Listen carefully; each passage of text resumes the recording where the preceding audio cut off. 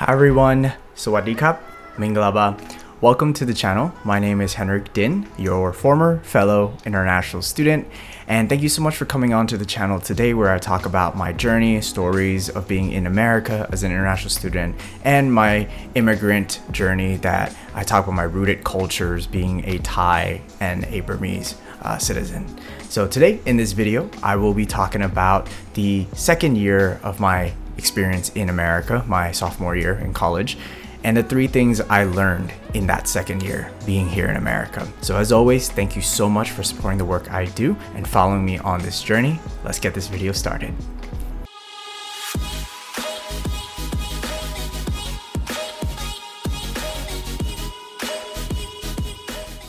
All right, friends, I want you to take a moment and think to yourself, who were you when you were 19? Were you a rebellious teenager who you thought you were the boy? Or were you the person who laid low, focused on themselves, focused on their studies, and did whatever goal you had at 19? Got your answer? Awesome. Now, if you were like me, young, naive, and foolish, I was the teenager who thought I was boy. Now, my second year in the States was quite a reflective period in my life. To be honest with you all, I wanted to be seen as an American in my second year, and I wanted people to recognize me as one of them. Now, has that ever worked out for anyone? I beg to differ. Now, in my second year in the States, I was starting to get the praise of being an international student, right? People were starting to say, "Oh, Henrik, you speak such amazing, fluent English. We couldn't even tell you were not from here." Henrik, you're so unique. We want to learn more about you. Ooh, speak in your native language. We want to hear that. You're exotic. Maybe the last one might have been a little weird, but hey, I took it. At this point in my life, I was fitting in. And after all, I spent my first year trying really hard to adjust to the American culture and become an American. And now I'm getting the attention I wanted, right? And I loved it. So this leads me to my first lesson. You will never find your true self trying to fit in something you're not. In my second year, though I was still fascinated with a lot of American things like fast food drive-thrus, looking at you, In-N-Out, I was trying so hard to become someone I wasn't. Because you see, as much as I wanted to be an American, I knew deep down that I would always be Henrik from Thailand. Now I could pretend acting like I wasn't Thai or Burmese, but who am I fooling at the end of the day? I tried so hard talking like an American, dressing like an American, heck, even swearing like an American. I even picked up like Cali slangs, you know, things like, Shaw, dude. Those waves were gnarly, dude. I ripped them so hard. Chee! Now imagine looking like this and saying that. What a loser. But as I came out of that mindset of trying so hard to fit in, something odd happened. I started to learn who I truly wanted to be and what type of international student I wanted to be. And I didn't want to become the international student that talked and dressed like an American. I wanted to become that international student that people knew that I was so deeply rooted in my culture and that they could explore that part of the world, culture, whatever it may be through me. And I wanted to be an example of who my people were, and I needed to represent what my country was. And we'll get to that in the later videos, you know, maybe in the next video or so. But for now, lesson number one, you will never find yourself trying to fit in something you are not. Moving on to lesson number two, hard times build strong character. My second year in the US, I was growing. I was learning more about myself, of who I wanted to be, who I didn't want to be. You know, that year as a sophomore was quite a difficult one for me, right? Because I was no longer a freshman, right? And at this point, I've only been in school for a year now, but I wasn't an upperclassman either. Now, if you watch my previous videos, you probably are aware of how much legal work that I needed to do in order to get here. Now, as an international student, your life is always filled with uncertainties. One, you live in a different country, but two, you know, the status and life as an international student depends or is controlled by immigration. Now, let's say it's not always a pleasant experience, but in my second year, this was when I learned more about my status as an F1 student. basically the visa that I had to stay here. And the restrictions I had as a student, the boundaries I had as a Burmese citizen, and the paperwork I needed to file certain documents.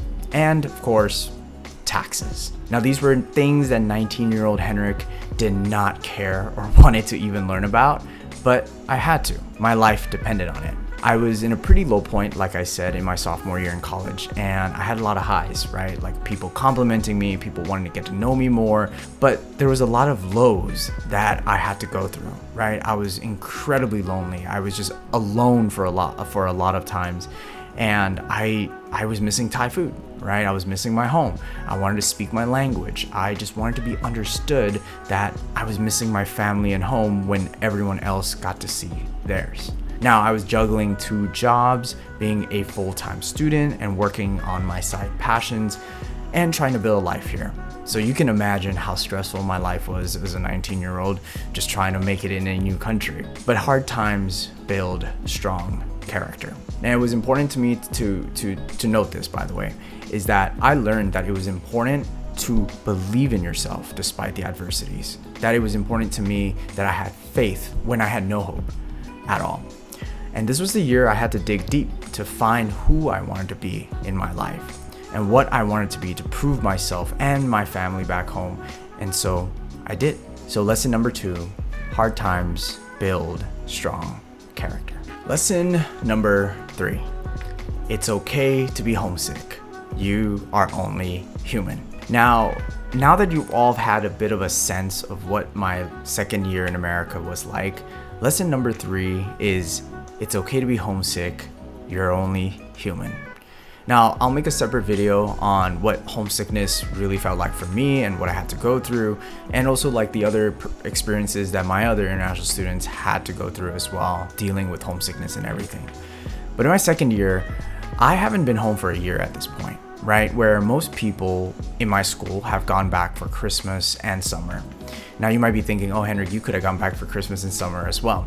Well, I'll get to that in the future videos. Now, at this point in my life, right, not having gone home for a year, I constantly felt sad and miserable that I didn't get to go home, that I was like unfortunate that I didn't get to go, right, when others did.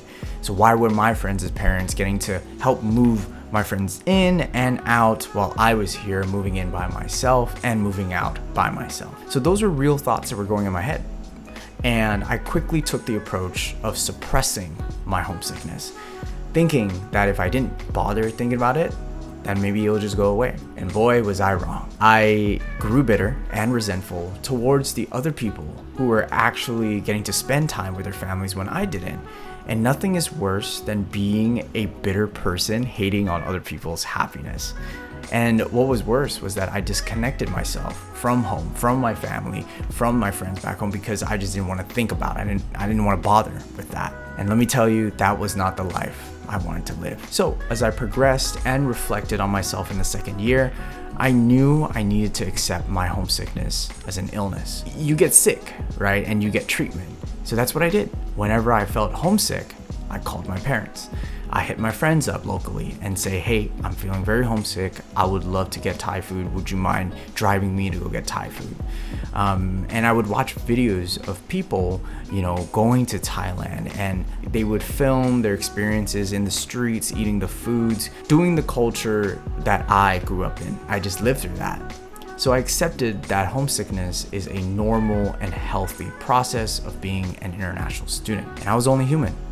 I couldn't escape the feeling of wanting to be with my family, wanting to speak and talk in my native language, and finding those similar in my culture.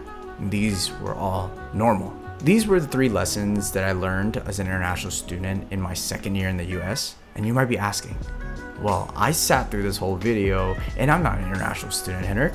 What do I do with this information? Well, my friend, the beautiful thing is that these 3 lessons aren't strictly what international students can feel, right? Because I'm sure you've had a point in your life where you didn't see the point in moving forward, right? Where you didn't feel like you fit in, where you had adversities in life that you had to overcome, where you moved somewhere new and was scared of the changes. I think, yes, being an international student does enhance those experiences, but you and I aren't that much different. So I hope that these 3 lessons help you in some shape or form, whether you're an international student or not.